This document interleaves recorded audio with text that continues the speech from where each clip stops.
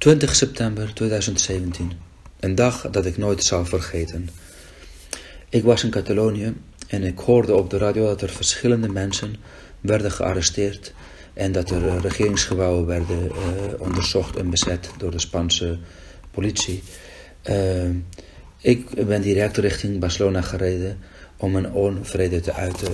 Daar zag ik dat er duizenden mensen zich verzameld hadden om te protesteren tegen de feiten die gaande waren.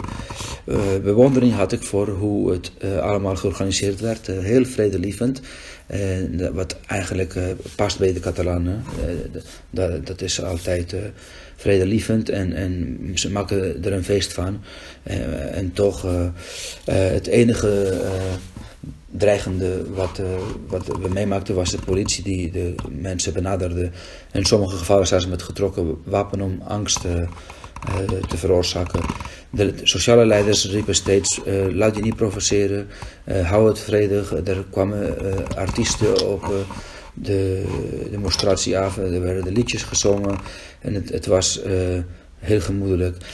Het was wel het begin van een hele zware repressie richting Catalonië en zijn volk. En de gevolgen zijn te zien aan de politieke gevangenen, de mensen in ballingschap, heel heftig.